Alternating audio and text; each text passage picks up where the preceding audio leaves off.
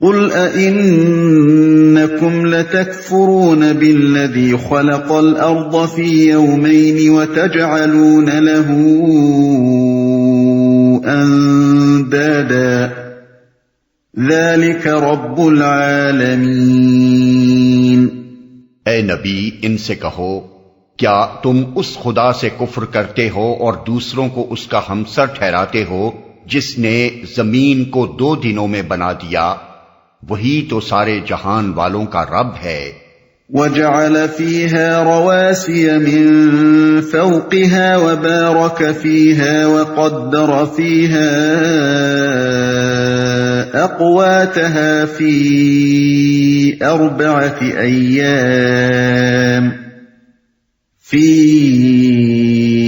4 أَيَّامٍ سَوَاءً لِلسَّائِلِينَ۔ اس نے زمین کو وجود میں لانے کے بعد اوپر سے اس پر پہاڑ جما دیے اور اس میں برکتیں رکھ دیں، اور اس کے اندر سب مانگنے والوں کے لیے ہر ایک کی طلب و حاجت کے مطابق ٹھیک اندازے سے خوراک کا سامان مہیا کر دیا۔ یہ سب کام 4 دن میں ہو گئے، برکتیں رکھ دیں۔ زمین کی برکتوں سے مراد وہ بے حد و حساب سر و سامان ہے جو کروڑ سال سے مسلسل اس کے پیٹ سے نکلتا چلا رہا ہے، اور خردبینی کیڑوں سے لے کر انسان کے بلند ترین تمدن تک کی روز افزوں ضروریات پوری کیے چلا جا رہا ہے۔ ان برکتوں میں سب سے بڑی برکتیں ہوا اور پانی ہیں، جن کی بدولت ہی زمین پر نباتی، حیوانی اور پھر انسانی زندگی ممکن ہوئی۔ خوراک کا سامان مہیا کر دیا۔ اصل الفاظ ہیں قدر فیہا اقواتہا فی 4 ایام سواء للسائلین۔ اس فقرے کی تفسیر میں مفسرین کے متعدد اقوال ہیں۔ بعض مفسرین اس کا مطلب یہ بیان کرتے ہیں کہ زمین میں اس کے ارزاق مانگنے والوں کے لیے ٹھیک ٹھیک حساب سے رکھ دیے پورے 4 دنوں میں، یعنی کم یا زیادہ نہیں بلکہ پورے 4 دنوں میں۔ ابن عباس، قتادہ اور سدی اس کا مطلب یہ بیان کرتے ہیں کہ زمین میں اس کے ارزاق 4 دنوں میں رکھ دیے، پوچھنے والوں کا جواب پورا ہوا، یعنی جو کوئی یہ پوچھے کہ یہ کام کتنے دنوں میں ہوا، اس کا مکمل جواب یہ ہے کہ 4 دنوں میں ہو گیا۔ ابن زید اس کے معنی یہ بیان کرتے ہیں کہ زمین میں اس کے ارزاق مانگنے والوں کے لیے 4 دنوں کے اندر رکھ دیے، ٹھیک اندازے سے ہر ایک کی طلب و حاجت کے مطابق۔ جہاں تک قواعد زبان کا تعلق ہے، آیت کے الفاظ میں یہ تینوں معنی لینے کی گنجائش ہے، لیکن ہمارے نزدیک پہلے 2 معنوں میں کوئی خوبی نہیں ہے۔ موقع و محل کے لحاظ سے دیکھیے تو یہ بات آخر کیا اہمیت رکھتی ہے کہ یہ کام 1 گھنٹہ کم 4 دن یا 1 گھنٹہ زیادہ 4 دن میں نہیں بلکہ پورے 4 دنوں میں ہوا۔ اللہ تعالیٰ کے کمال قدرت اور کمال ربوبیت اور کمال حکمت کے بیان میں کون سی کسر رہ جاتی ہے جسے پورا کرنے کے لیے اس تصریح کی حاجت ہو۔ اسی طرح یہ تفسیر بھی بڑی کمزور ہے کہ پوچھنے والوں کا جواب پورا ہوا۔ آیت سے پہلے اور بعد کے مضمون میں کسی جگہ بھی کوئی قرینہ یہ نہیں بتاتا کہ اس وقت کسی سائل نے یہ دریافت کیا تھا کہ یہ سارے کام کتنے دنوں میں ہوئے، اور یہ آیت اس کے جواب میں نازل ہوئی۔ انہی وجوہ سے ہم نے ترجمے میں تیسرے معنی کو اختیار کیا ہے۔ ہمارے نزدیک آیت کا صحیح مفہوم یہ ہے کہ زمین میں ابتدائے آفرینش سے لے کر قیامت تک جس قسم کی جتنی مخلوق بھی اللہ تعالیٰ پیدا کرنے والا تھا، ہر ایک کی مانگ اور حاجت کے ٹھیک مطابق غذا کا پورا سامان حساب لگا کر اس نے زمین کے اندر رکھ دیا۔ نباتات کی بے شمار اقسام خشکی اور تری میں پائی جاتی ہیں، اور ان میں سے ہر ایک کی غذائی ضروریات دوسری اقسام سے مختلف ہیں۔ جاندار مخلوقات کی بے شمار انواع ہوا اور خشکی اور تری میں اللہ تعالیٰ نے پیدا کی ہیں، اور ہر نوع ایک الگ قسم کی غذا مانگتی ہے۔ پھر ان سب سے جدا ایک اور مخلوق انسان ہے، جس کو محض جسم کی پرورش ہی کے لیے نہیں بلکہ اپنے ذوق کی تسکین کے لیے بھی طرح طرح کی خوراکیں درکار ہیں۔ اللہ کے سوا کون جان سکتا تھا کہ اس کو رہ خاکی پر زندگی کا آغاز ہونے سے لے کر اس کے اختتام تک کس کس قسم کی مخلوقات کے کتنے افراد کہاں کہاں اور کب کب وجود میں آئیں گے، اور ان کو پالنے کے لیے کیسی اور کتنی غذا درکار ہوگی۔ اپنی تخلیقی اسکیم میں جس طرح اس نے غذا طلب کرنے والی ان مخلوقات کو پیدا کرنے کا منصوبہ بنایا تھا، اسی طرح اس نے ان کی طلب کو پورا کرنے کے لیے خوراک کا بھی مکمل انتظام کر دیا۔ موجودہ زمانے میں جن لوگوں نے مارکسی تصور اشتراکیت کا اسلامی ایڈیشن قرآنی نظام ربوبیت کے نام سے نکالا ہے، وہ سواء للسائلین کا ترجمہ سب مانگنے والوں کے لیے برابر کرتے ہیں، اور اس پر استدلال کی عمارت یوں اٹھاتے ہیں کہ اللہ نے زمین میں سب لوگوں کے لیے برابر خوراک رکھی ہے، لہذا آیت کے منشا کو پورا کرنے کے لیے ریاست کا ایک ایسا نظام درکار ہے جو سب کو غذا کا مساوی راشن دے، کیونکہ انفرادی ملکیت کے نظام میں وہ مساوات قائم نہیں ہو سکتی جس کا یہ قرآنی قانون تقاضا کر رہا ہے۔ لیکن یہ حضرات قرآن سے اپنے نظریات کی خدمت لینے کے جوش میں یہ بات بھول جاتے ہیں کہ سائلین جن کا اس آیت میں ذکر کیا گیا ہے صرف انسان ہی نہیں ہیں، بلکہ مختلف اقسام کی وہ سب مخلوقات ہیں جنہیں زندہ رہنے کے لیے غذا کی ضرورت ہوتی ہے۔ کیا واقعی ان سب کے درمیان یا ایک قسم کی مخلوقات کے تمام افراد کے درمیان خدا نے سامان پرورش میں مساوات رکھی ہے؟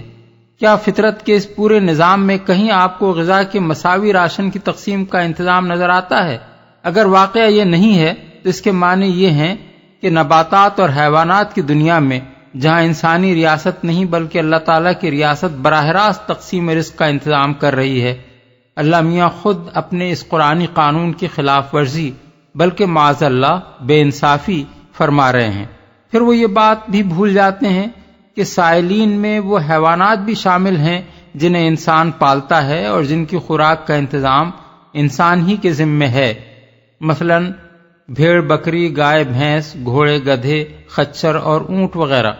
اگر قرآنی قانون یہی ہے کہ سب سائلین کو برابر خوراک دی جائے اور اسی قانون کو نافذ کرنے کے لیے نظام ربوبیت چلانے والی ایک ریاست مطلوب ہے، تو کیا وہ ریاست انسان اور ان حیوانات کے درمیان بھی معاشی مساوات قائم کرے گی؟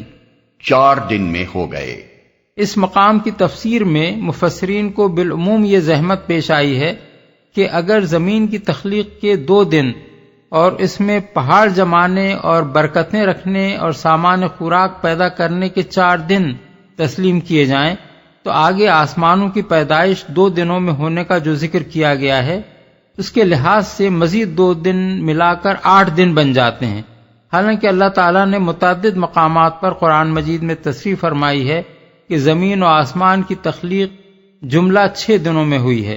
مثال کے طور پر ملاحظہ ہو تفہیم القرآن جلد 2 صفحہ 36، 261، 324، جلد 2 صفحہ 460۔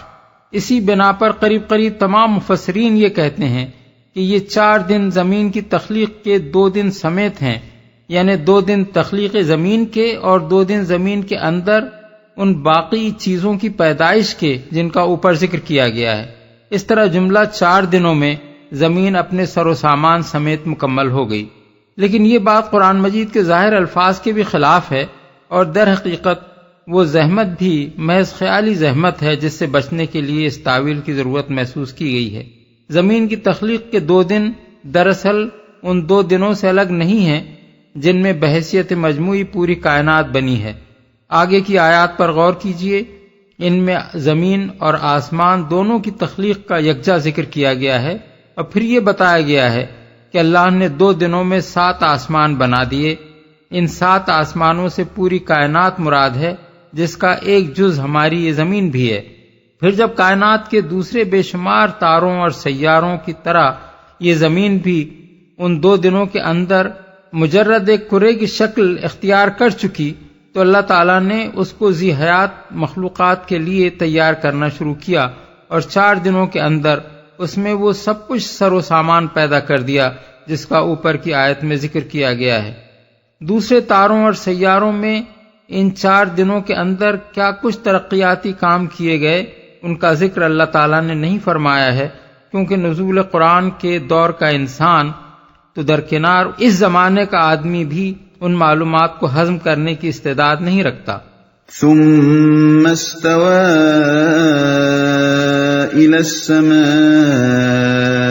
السَّمَاءِ وَهِيَ دُخَانٌ فَقَالَ لَهَا وَلِلْأَرْضِ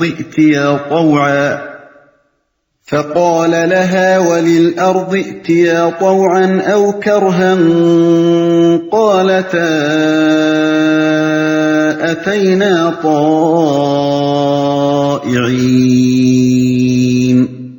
پھر وہ آسمان کی طرف متوجہ ہوا جو اس وقت محض دھواں تھا۔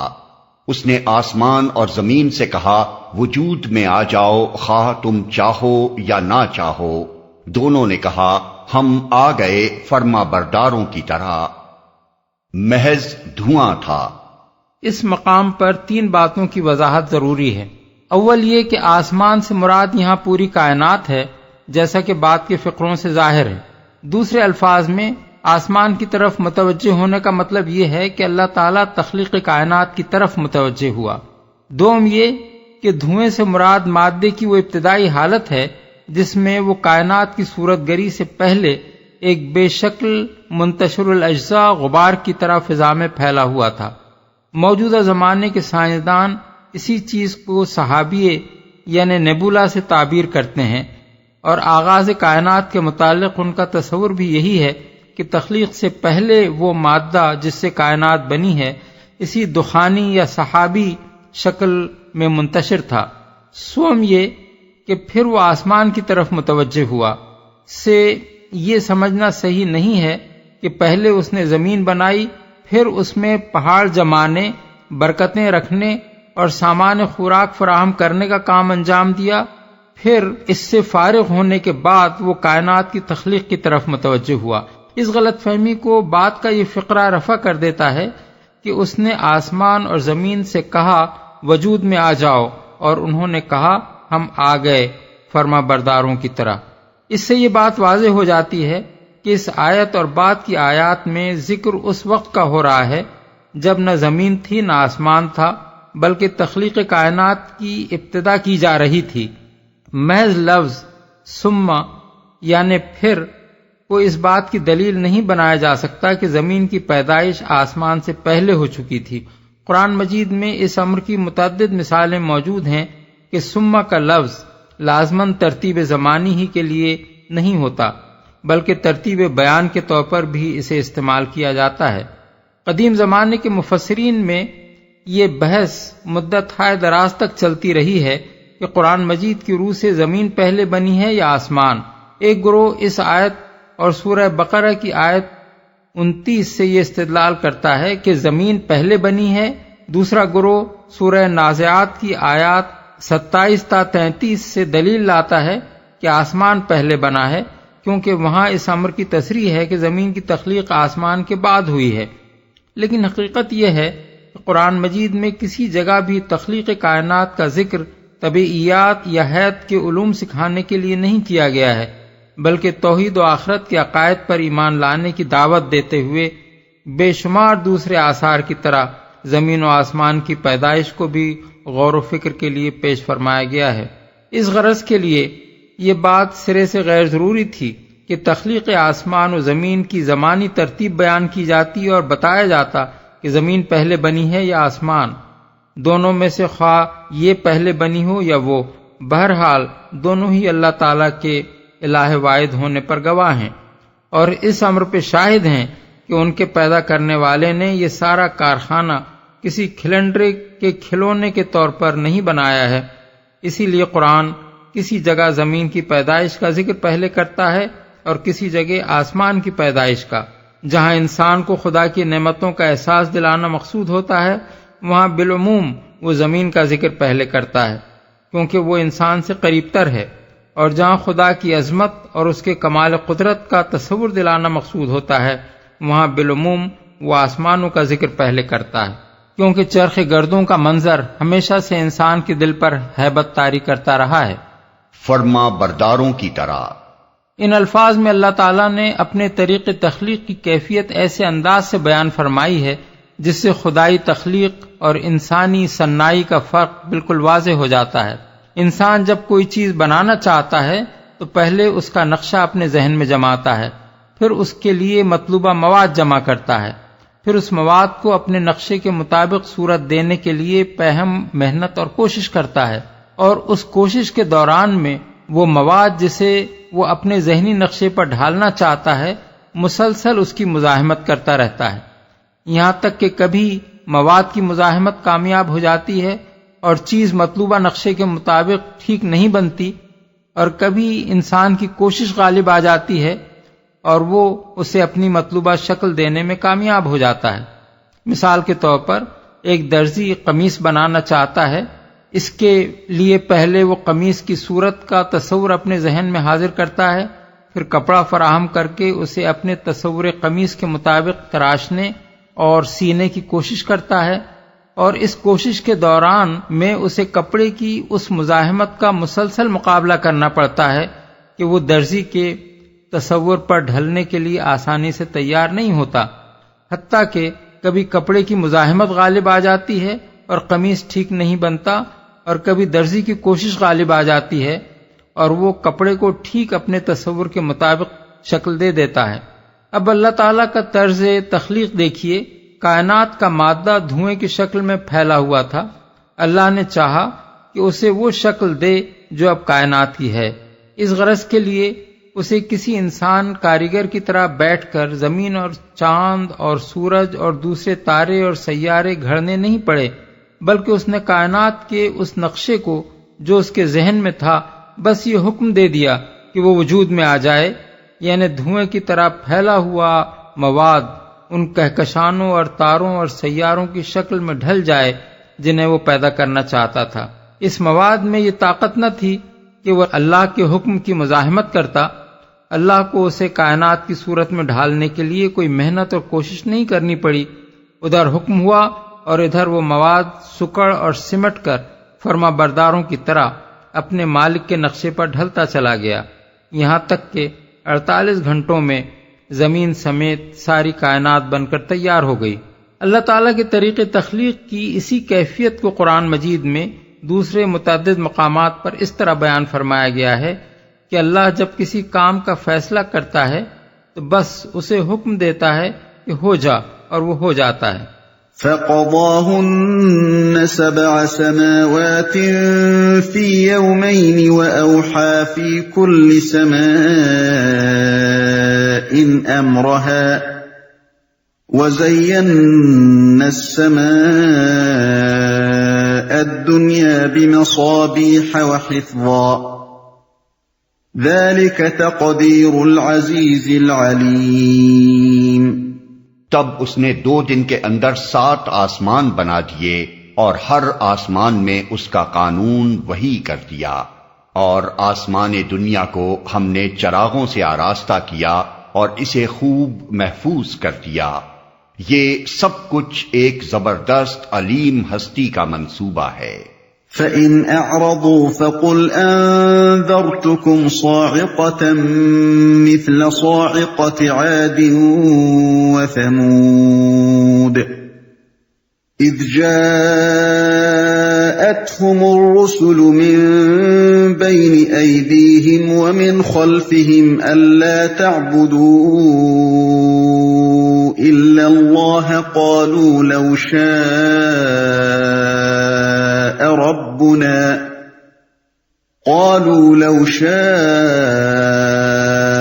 رَبُّنَا لَأَنزَلَ مَلَائِكَةً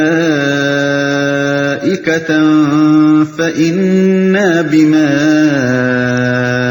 أُرْسِلْتُم بِهِ كَافِرُونَ۔ اب اگر یہ لوگ منہ موڑتے ہیں تو ان سے کہہ دو کہ میں تم کو اسی طرح کے ایک اچانک ٹوٹ پڑنے والے عذاب سے ڈراتا ہوں جیسا عاد اور سمود پر نازل ہوا تھا، جب خدا کے رسول ان کے پاس آگے اور پیچھے ہر طرف سے آئے اور انہیں سمجھایا کہ اللہ کے سوا کسی کی بندگی نہ کرو، تو انہوں نے کہا ہمارا رب چاہتا تو فرشتے بھیجتا، لہذا ہم اس بات کو نہیں مانتے جس کے لیے تم بھیجے گئے ہو۔ منہ موڑتے ہیں یعنی اس بات کو نہیں مانتے کہ خدا اور معبود بس وہی ایک ہے جس نے یہ زمین اور ساری کائنات بنائی ہے، اور اپنی اس جہالت پر اصرار ہی کیے چلے جاتے ہیں کہ اس خدا کے ساتھ دوسروں کو بھی جو حقیقت میں اس کے مخلوق و مملوک ہیں معبود بنائیں گے، اور اس کی ذات و صفات اور حقوق و اختیارات میں انہیں اس کا شریک ٹھہرائیں گے۔ ہر طرف سے آئے۔ اس فقرے کے کئی مطلب ہو سکتے ہیں۔ ایک یہ کہ ان کے پاس رسول کے بعد رسول آتے رہے، دوسرے یہ کہ رسولوں نے ہر پہلو سے انہیں سمجھانے کی کوشش کی اور ان کو راہ راست پر لانے کے لیے کوئی تدبیر اختیار کرنے میں کسر نہ اٹھا رکھی۔ تیسرے یہ کہ ان کے پاس ان کے اپنے ملک میں بھی رسول آئے اور گرد و پیش کے ملکوں میں بھی آتے رہے، جس کے لیے تم بھیجے گئے ہو۔ یعنی اگر اللہ کو ہمارا یہ مذہب پسند نہ ہوتا اور وہ اس سے باز رکھنے کے لیے ہمارے پاس کوئی رسول بھیجنا چاہتا تو فرشتوں کو بھیجتا۔ تم چونکہ فرشتے نہیں ہو بلکہ ہم جیسے انسان ہی ہو، اس لیے ہم یہ نہیں مانتے کہ تم کو خدا نے بھیجا ہے، اور اس غرض کے لیے بھیجا ہے کہ ہم اپنا مذہب چھوڑ کر وہ دین اختیار کر لیں جسے تم پیش کر رہے ہو۔ کفار کا یہ کہنا کہ جس چیز کے لیے تم بھیجے گئے ہو اسے ہم نہیں مانتے، محض طنز کے طور پر تھا۔ اس کا یہ مطلب نہیں ہے کہ وہ ان کو خدا کا بھیجا ہوا مانتے تھے اور پھر ان کی بات ماننے سے انکار کرتے تھے، بلکہ یہ اسی طرح کا طنزیہ انداز بیان ہے جیسے فرعون نے حضرت موسیٰ کے متعلق اپنے درباریوں سے کہا تھا، ان رسولکم الذی ارسل الیکم لمجنون۔ الشعراء آیت 27۔ یعنی یہ رسول صاحب جو تمہارے پاس بھیجے گئے ہیں بالکل ہی پاگل معلوم ہوتے ہیں۔ فَأَمَّا عَادٌ فَاسْتَكْبَرُوا فِي الْأَرْضِ بِغَيْرِ الْحَقِّ وَقَالُوا مَنْ أَشَدُّ مِنَّا قُوَّةً أَوَلَمْ يَرَوْا أَنَّ اللَّهَ الَّذِي خَلَقَهُمْ هُوَ أَشَدُّ مِنْهُمْ قُوَّةً وَكَانُوا بِآيَاتِنَا يَجْحَدُونَ۔ عاد کا حال یہ تھا کہ وہ زمین میں کسی حق کے بغیر بڑے بن بیٹھے اور کہنے لگے، کون ہے ہم سے زیادہ زور آور؟ ان کو یہ نہ سوچا کہ جس خدا نے ان کو پیدا کیا ہے وہ ان سے زیادہ زور آور ہے۔ وہ ہماری آیات کا انکار ہی کرتے رہے۔ فَأَرْسَلْنَا عَلَيْهِمْ رِيحًا صَرْصَرًا فِي أَيَّامٍ نَحِسَاتٍ لِنُذِيقَهُمْ عَذَابَ الْخِزْيِ فِي الْحَيَاةِ الدُّنْيَا وَلَعَذَابُ الْآخِرَةِ أَخْزَىٰ وَهُمْ لَا يُنصَرُونَ۔ آخر کار ہم نے چند منحوس دنوں میں سخت طوفانی ہوا ان پر بھیج دی تاکہ انہیں دنیا ہی کی زندگی میں ذلت و رسوائی کے عذاب کا مزہ چکھا دیں، اور آخرت کا عذاب تو اس سے بھی زیادہ رسوا کن ہے، وہاں کوئی ان کی مدد کرنے والا نہ ہوگا۔ طوفانی ہوا ان پر بھیج دی۔ منحوس دنوں کا مطلب یہ نہیں ہے کہ وہ دن بجائے خود منحوس تھے، اور عذاب اس لیے آیا کہ یہ منحوس دن قوم عاد پر آ گئے تھے۔ یہ مطلب اگر ہوتا اور بجائے خود ان دنوں ہی میں کوئی نحوست ہوتی تو عذاب دور و نزدیک کی ساری ہی قوموں پر آ جاتا۔ اس لیے صحیح مطلب یہ ہے کہ ان ایام میں چونکہ اس قوم پر خدا کا عذاب نازل ہوا، اس بنا پر وہ دن قوم عاد کے لیے منحوس تھے۔ اس آیت سے دنوں کے سعد و نحس پر استدلال کرنا درست نہیں ہے۔ طوفانی ہوا کے لیے ریح سرسر کے الفاظ استعمال کیے گئے ہیں۔ اس کے معنی میں اہل لغت کے درمیان اختلاف ہے۔ بعض کہتے ہیں کہ اس سے مراد سخت لو ہے، بعض کہتے ہیں کہ اس سے مراد سخت ٹھنڈی ہوا ہے، اور بعض کہتے ہیں کہ اس سے مراد ایسی ہوا ہے جس کے چلنے سے سخت شور برپا ہوتا ہو۔ بہرحال اس معنی پر سب کا اتفاق ہے کہ یہ لفظ بہت تیز طوفانی ہوا کے لیے استعمال ہوتا ہے۔ قرآن مجید میں دوسرے مقامات پر اس عذاب کی جو تفصیل آئی ہے وہ یہ ہے کہ یہ ہوا مسلسل 7 رات اور 8 دن تک چلتی رہی۔ اس کے زور سے لوگ اس طرح گر گر کر مر گئے اور مرمر کر گر پڑے جیسے کھجور کے کھوکھلے تنے گرے پڑے ہوں۔ الحاقہ آیت 7۔